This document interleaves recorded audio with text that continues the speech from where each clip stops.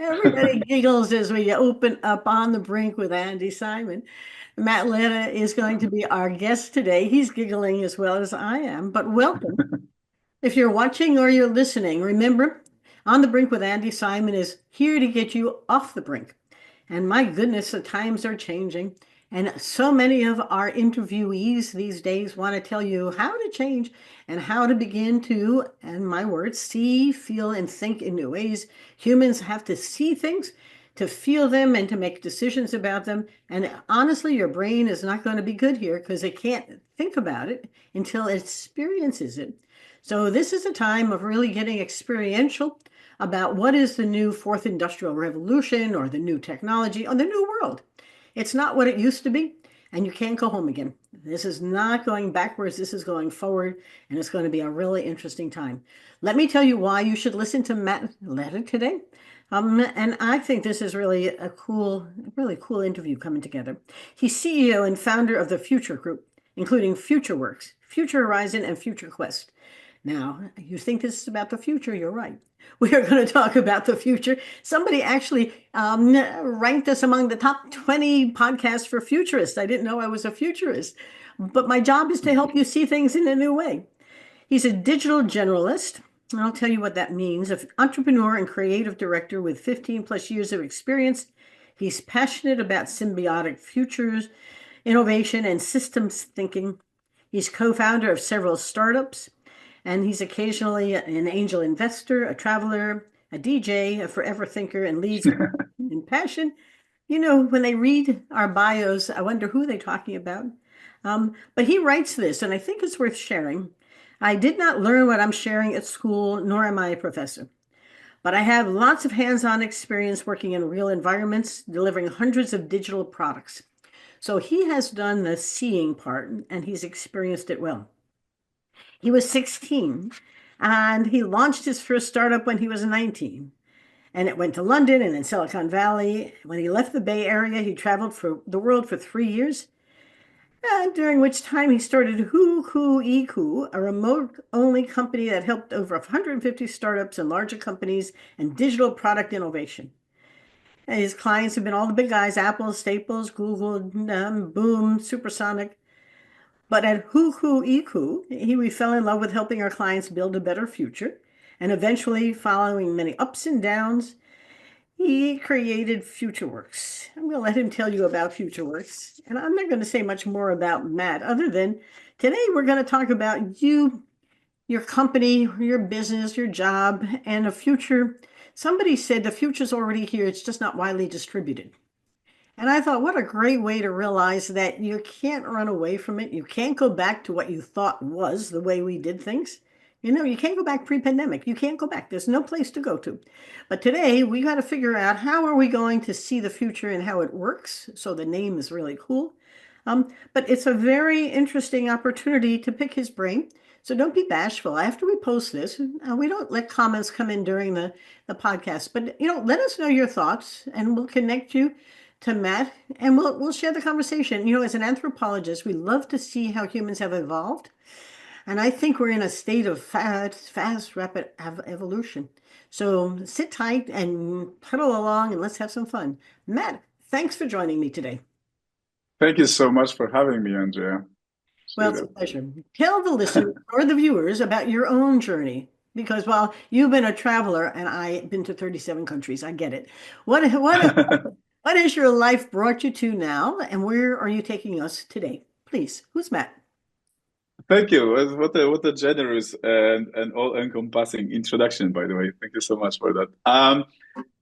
Well, what can I add here? I live in Cambridge, Massachusetts right now on the Harvard campus, and to continue to dive deeper in a number of my subjects. I travel less, but not as little as I wish I traveled. I still have, I'm basically mostly not here, but that's mostly for business and relationships. Um, I think to uh, to comment on the one item you mentioned, okay, future works and why future works. That's an interesting one for several reasons. But like you mentioned, I've sort of after I exited this the startup, I started working on a professional services company that would help others build digital products and innovate. And eventually, that went very well. And so I kind of went into climate investing and stuff like that. And I didn't really pay so much attention to the space for some time. And eventually, the market has changed. Things started changing so fast, right? Like 2 years ago, and I became really captivated by it. And for a long time, I think for like a decade, I had this idea that I never realized because things were going okay, and I just, I had other priorities. But I had this idea that like, what if we were able to build a company that is like semi-automatic, but it works in the services industry, or automatic as much as it can be. And the company would be split into two layers. There will be organism, which is Mhm. the people, and there will be mechanism, which is the underlying automation layer and tooling and so on. And so about a year and a half ago, I decided to come back into professional services fully and try that and see what that means. And so I initially started this as an experiment where it would be just me and AI as my business partner. And then after some time, we decided that this is actually a very promising direction. And so we ended up completely cannibalizing our other agency. We shut it down, and this became the main focus. Well, I think though that going into business for you is less about profit and more about purpose. There's something going on Hmm. here, and there's always a profit part and a success. But you're a curious person who's looking at what's coming, and I think you're helping clients in innovative ways to do things very differently. Can you give us some idea of what you see happening in the market and how few and Mm. FutureWorks are beginning to help them adapt? Because this is a time when they need someone to help them evolve fast. Yeah. Yeah, I think our purpose, if we just dig deep to our purpose and how we've understood it, and we spent a lot of time on it. Because, what I think 7 years ago, I started a community of sort of like future sense-making seekers to see what can we find. It's called Future Horizon. It's our nonprofit. It's been primarily launching nonprofits, but the purpose of it was to kind of answer the question, like what is exciting about the future, like what future that we is there that we actually want that is not dystopian, because we love dystopian futures as humanity for some reason.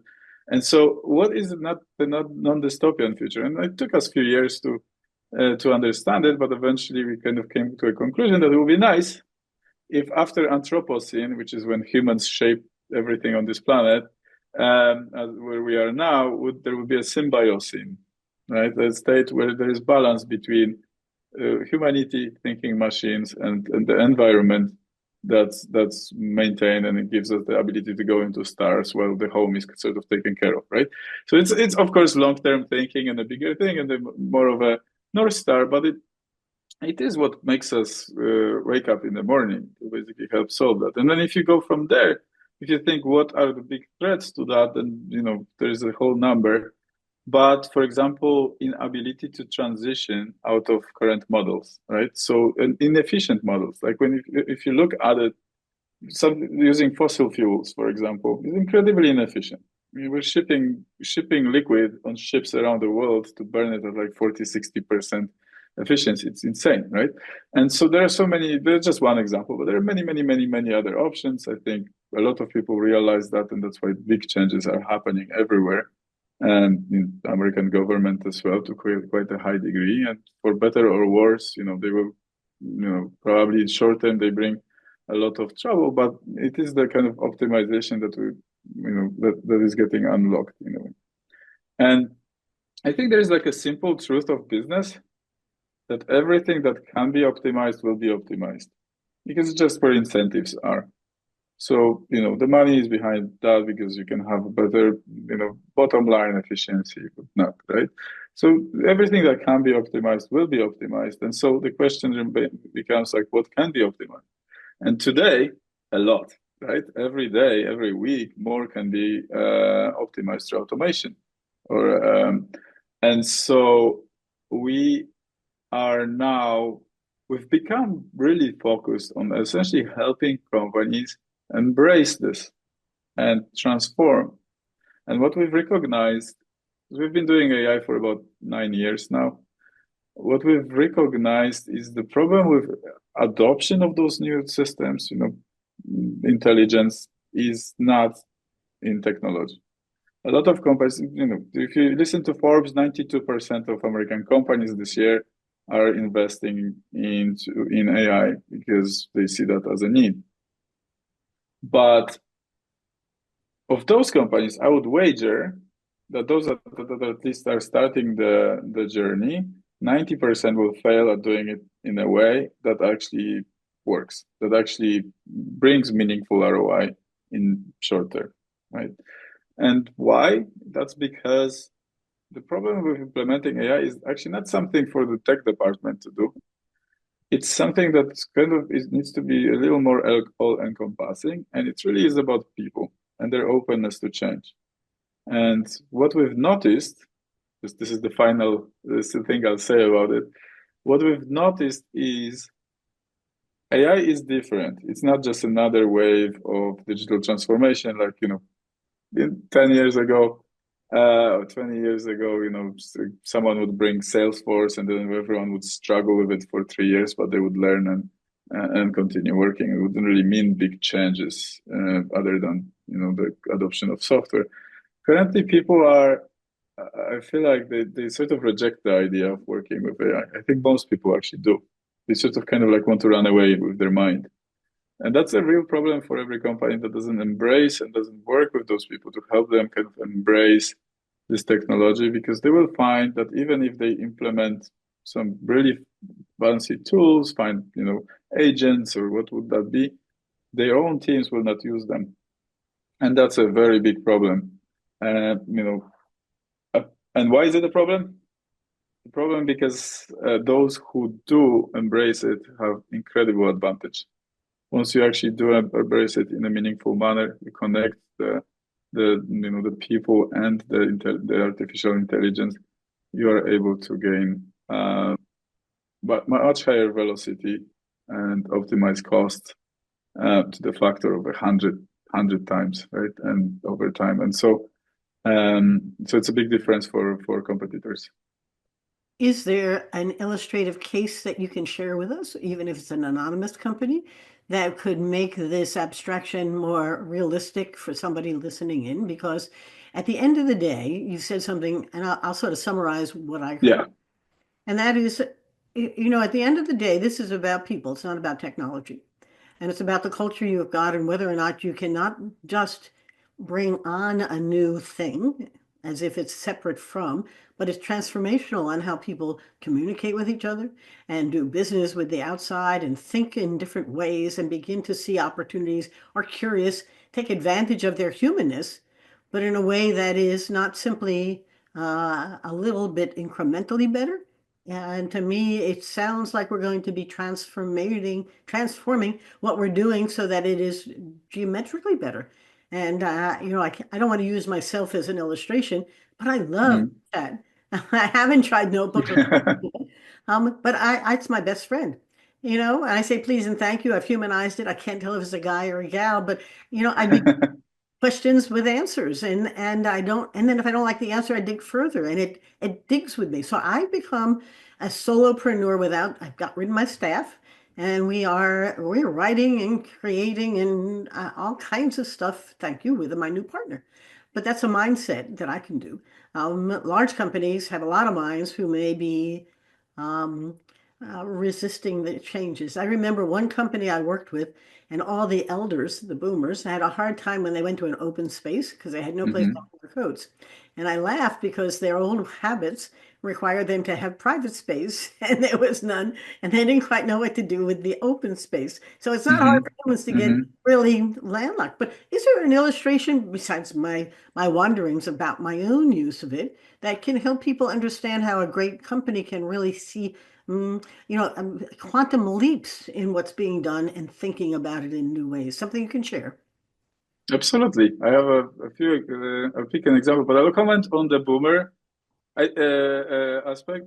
I don't think right now is as much about generations as it was with like kind of general computer adoption or Yeah, open yeah, open office thinking and so on, just the environment changing. It is to some degree, I'm sure, but what we are actually seeing that there are some people, Gen Z even, who are just they just don't want to Yeah. necessarily embrace it, right?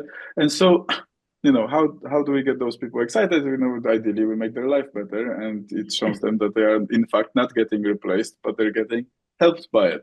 And Yes. their day becomes better, their weeks become better, their life becomes better, I'm, right? I'm And surprised. You would think they would yeah, be first in line to figure out how to use this. And because they've already grown up on video games and it's it's perfectly, very surprising actually. It was originally. Yeah, it is because you would think um there is a bunch of surprising aspects of it. I'm not going to maybe I'll answer your question first and then we can go into that. yes, But I, yeah, I love your uh, surprises. there are a few findings that yeah, but this was one of them. Um, I think to give you an example, I'll start with a simple example. If you'd like me to, I can give more examples that are a bit more complex.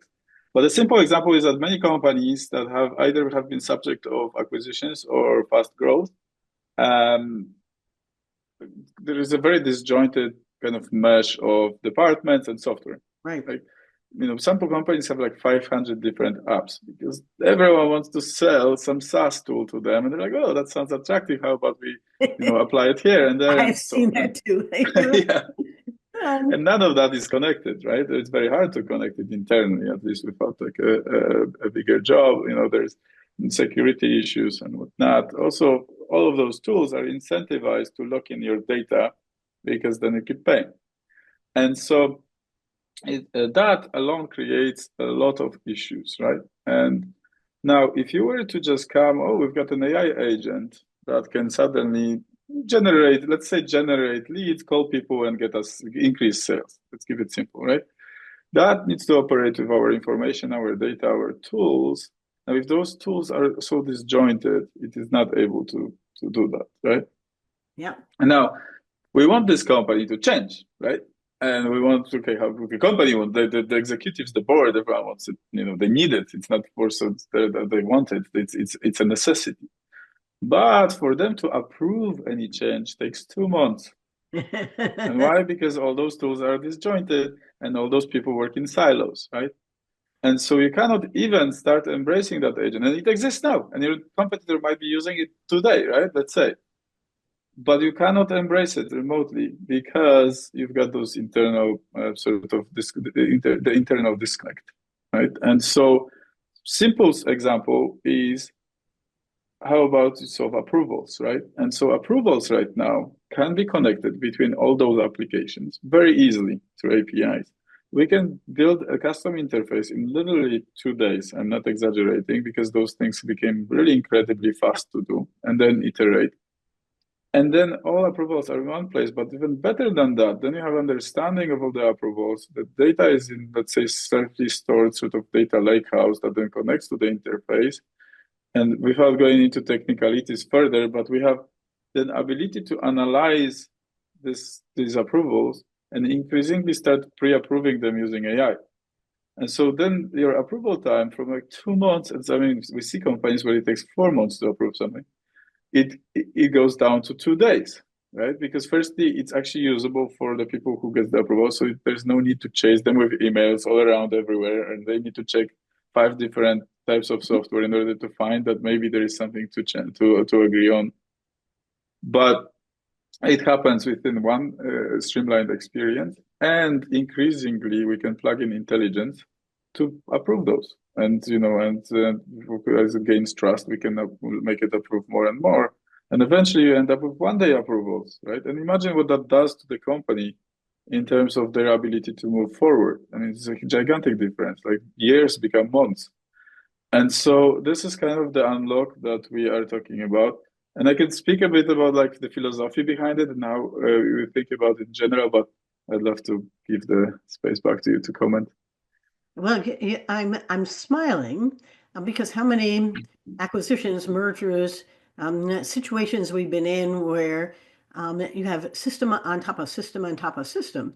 Nothing is Yeah, functional, and you have everyone no. who's wedded to it. Because God forbid you don't, then you lose your job because your identity has been caught up with something that's irrelevant at this point.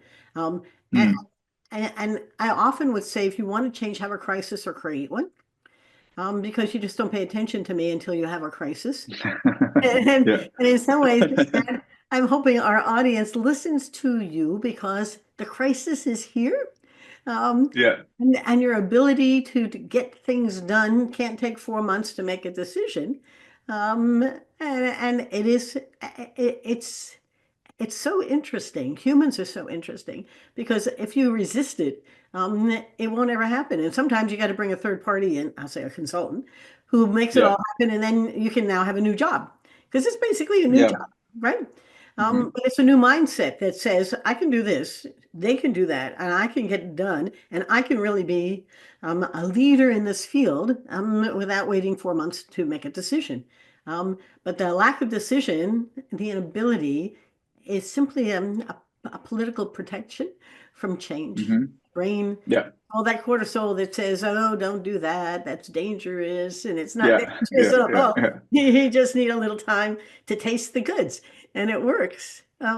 But that is pretty cool. And do those kinds of companies that are doing it become role models for you? Others can come in and see them. I mean, is there a way of making it? Well, I think it takes us into your books. Do your books make it come alive so that someone can read about it and see how Hmm. I might be Yeah. able to do it? Because you're at the leading or bleeding edge of this transformation, and you see it. And others need to also, if we decide with the eyes, and I can't see it, I don't know what it is. So it's a time for sharing. Tell us a little bit about your books. Does it sort of figure flow right in here? I mean, I'm loving the story about a I, customer, but mm. your books are important. Thank you. Yeah, yeah, of course. The first book that's out came out last September. Um, Became a bestseller. It's still rated. I think now it's 4.9 stars, but close to five, which I'm amazed by because I don't really see any books on Amazon that are rated this high. It's honestly quite incredible. And so the feedback has been quite amazing. And currently, I wrote it as a kind of solution to my own problem because I'm working with all those companies and I see them unable to move, really struggling with the ability to kind of like actually build culture of change, in times when they really must. It is a crisis Yes. in the sense that I do believe firmly that if someone is not moving on AI right now this year, they will not be able to catch up because it's a multi-year process. It's not a short process. And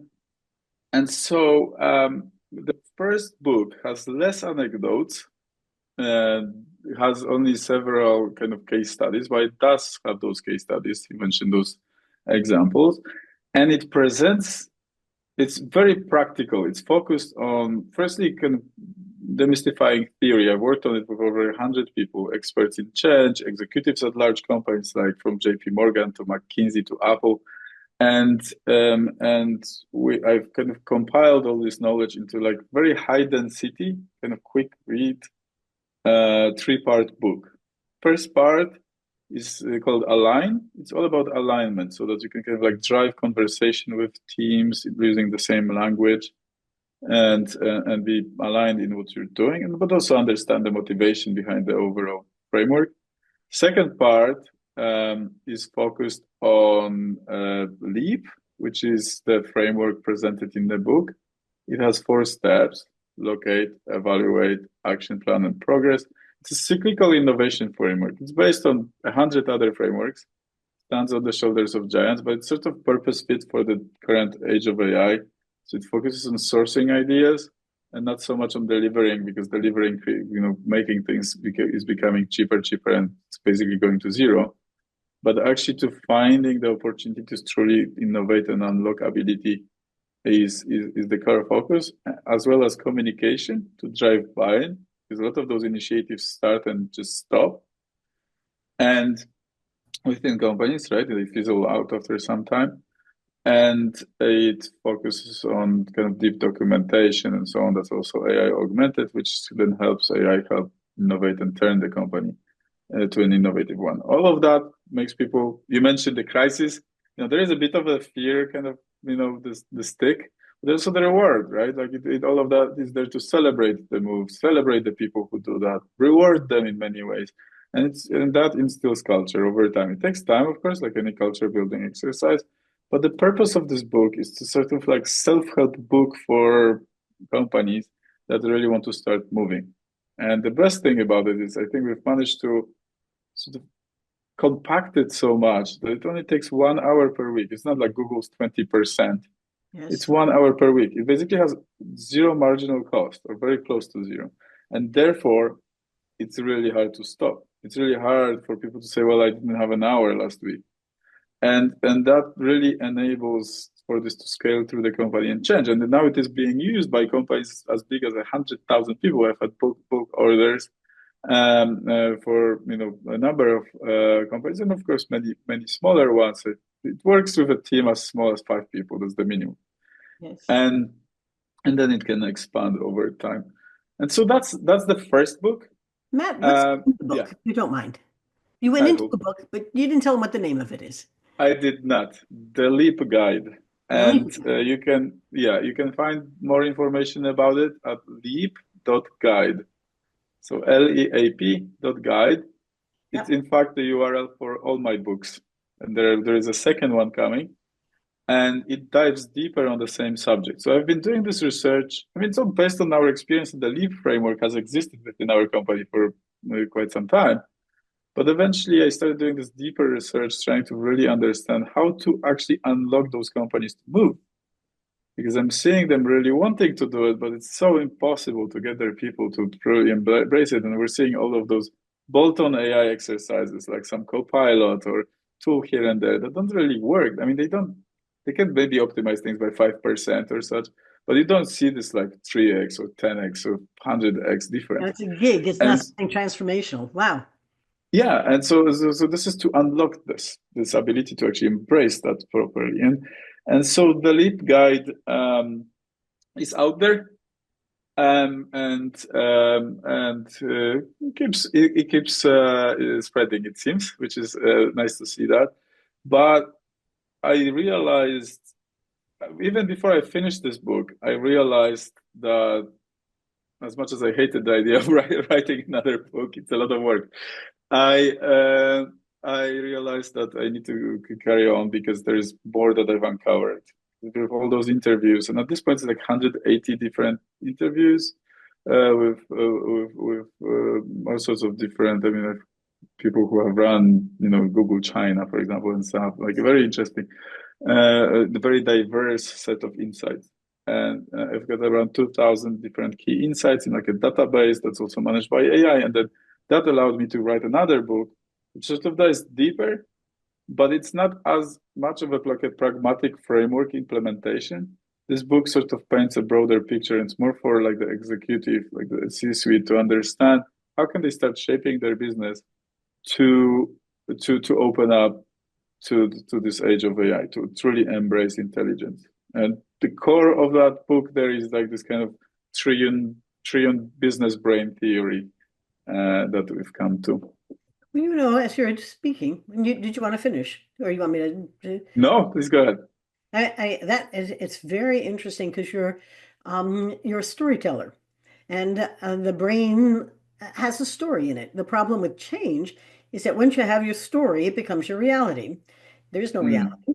And now you're trying to change the story in the minds of the people who have to begin to embrace new things in ways that are alien to their own personal story. The fact that, maybe Gen Xers are running away from something that should be intuitively part of their, embrace is fascinating. But as your books are coming out, you need a multimedia approach so people can see this, not just because what happens when they read the words is they impose on it their own story. Mm. And they'll Hmm. hear and see the things that fit their story, but not change their story. And so Marissa Peers has a wonderful book, Change Your Story, Change Your Life. And she talks about the brain doing exactly what it thinks you want it to do. And that brain is either going to embrace this. This is so much fun. Let's figure it out. It's a new video game. Or Hmm. it's going to say, fly away. This is scary stuff. So your books are Yeah. playing a really important role. I know what you think they're doing. I would love to know what they are actually doing as people are using it in large companies and beginning to try and change the minds and the stories of the folks who work there to begin to visualize something completely new. Because until they Yeah. visualize it, it doesn't exist. And Yeah. it's a really interesting time. It's it's not a fire, it's not a pandemic. We want it to have the same Mm. propelling force as something that you know, I can't go back. My house is gone, I can't go back. And so Yeah. now, how do I really embrace it? Um, holding my head and my story back so that that's not the way we do it. No, that's not how it's done. That's something for someone else. That's not mine. But your books are extremely powerful and very important. So I'm going to Thank urge you. the listeners in the audience to, to read, but also to listen, because I think what Matt's telling you is his vision, and it's really cool stuff, huh? I think to that, yeah, there is, a number of concepts. I basically have tried to simplify and kind of streamline a lot of those. And you're right, storytelling is so important. And in fact, setting just general vision and goals is incredibly important. Like, having a big, hairy, audacious goal, or some people call it MIT, MTP, massive transformative purpose, and so on. Just having this kind of like story that pushes everyone forward, that's discussed also there. And then if you break it down, then everyone is on their own personal sort of hero's journey in the experience, and they have those quests that they complete. And I think to your earlier point, it's as much as are made out of people. So Yes, for sir. companies to change, the individuals need to change, and or evolve or keep evolving, ideally. But I think the one item that I found that simplifies the thinking the most. And if I was to leave everyone with like kind of like one concept, is the comparison of evolution of companies to our own brain evolution. So with our brain evolved roughly this way, right? We came out of the sea, became reptiles, we got the lizard brain, and we kept evolving. We got the mammal brain, right? Yes. The limbic system, and then the evolution continued, and we got our neocortex, so-called the human brain, sort of controls the executive function and whatnot. And so we've got those different layers, and the fight or flight kind of reactions and so on you mentioned before. They kind of belong in the lower ranks, and the kind of logical thinking belongs in the upper ranks, and but they all function together, right? It's not like we developed a new brain and the previous brain was removed. It all adapted to function together, for better or worse, because sometimes we struggle to understand ourselves. Yes. But but we still have, this is how we're composed, right? And that's how it functions. And I like to look at businesses or business logic in general in exactly Yeah. aligned way. So we had people, the fight or flight of the brain, right? The first part, the people were that all companies were just people. And then we invented computers, we started adding the digital layer, and so we've got software and data Yep. as the second layer. It allowed us to do automations, to store a lot of information and work with this information in all sorts of ways. That's why we call it the age of information. And now we're entering the new age, or we have entered quite firmly the age of AI, right? Age of intelligence. And so the third layer is the intelligence, the artificial intelligence we're adding here. And that is very different. It is kind of, in a sense, software and data, but it's very different to software and data of the past, because it can discern, it can reason, it can do things that are not scripted, it can sort of act on its own. And now I think there will be very few. There's a lot of conversation of those startups that will be like $1 billion company that's one person and a lot of AI agents. I think this will happen. But I think a far more common scenario will be a larger number of people and AI agents working with them, right? And the connection. So again, just like our own brain evolved in those three layers, our business sort of brain thinking function evolves in a similar layer. We're adding this new neocortex of business. And it's an important concept, in my opinion, to sort of communicate to our teams that we're not talking about like little bolt-ons tools and little SaaS AI products here and there. We're talking about embracing this all being connected in one thinking brain together. Yeah. And then what does that mean? And the middle layer between those two is the software and data.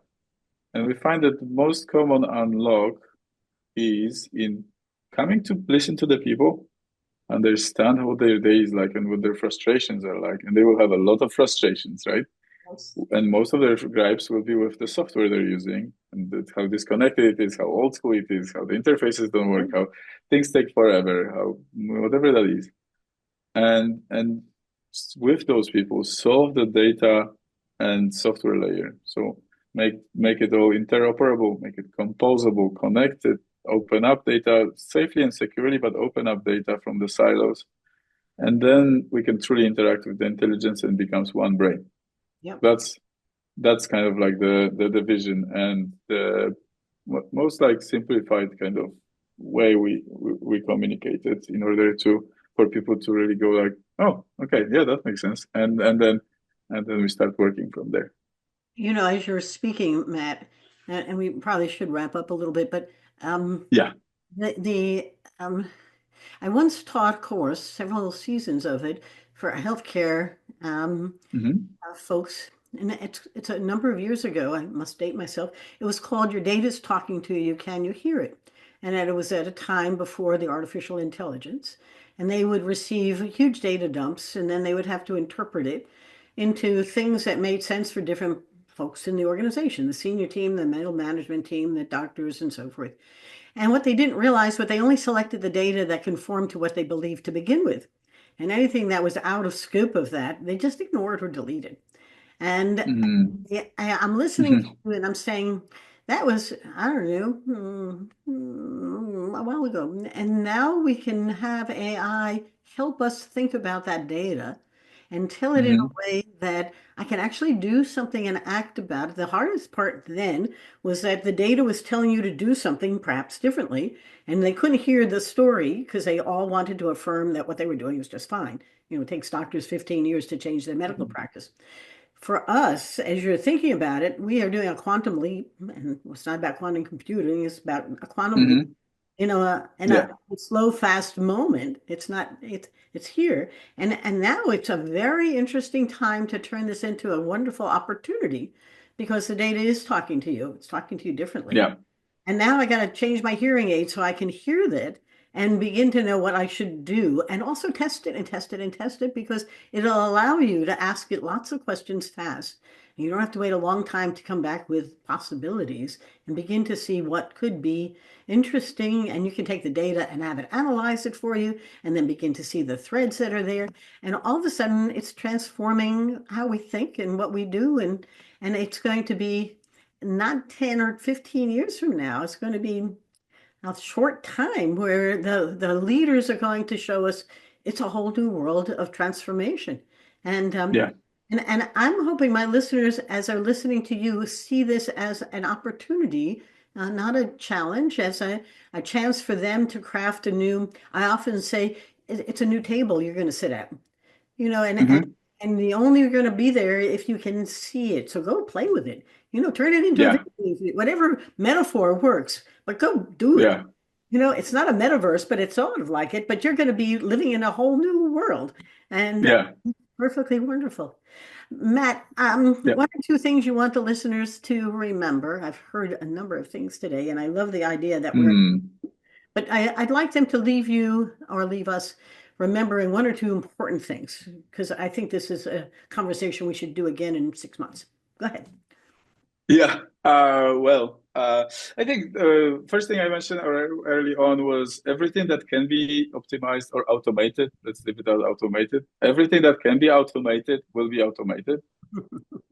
That's an important principle to remember because sometimes people are like, "Oh, I don't know if this is gonna get placed in any like." Just observe what can be automated, right? Yeah. At what point, and it will be because that's where intense incentives are, unless markets change somehow and how businesses are done will change. Second thing is uh, just look up the term. We understood that this is not exactly about AI or intelligence transformation.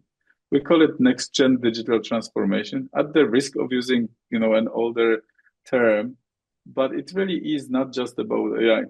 And I think that's very important to understand that it's kind of an all-encompassing effort, and therefore it needs the work to start. Yes. And maybe the third thing I will say that this, like any activity, like if you want to get fit or if you want to get good at anything, and if you want your organization to be good at anything, what you want to do is start as early as you can. The best time was, yesterday, second best is today. But you also want not to stop. And so peak practices that are reasonably possible within your organization.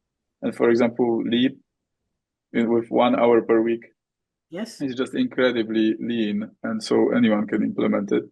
And you basically start, and after 6 weeks, if you see first results, after 3 months, you see actually quite a few results. Within a year, you've achieved a lot, and it truly drives difference. So those are the three things I would mention. How can they reach you if they'd like to know more about FutureWorks and about Matt?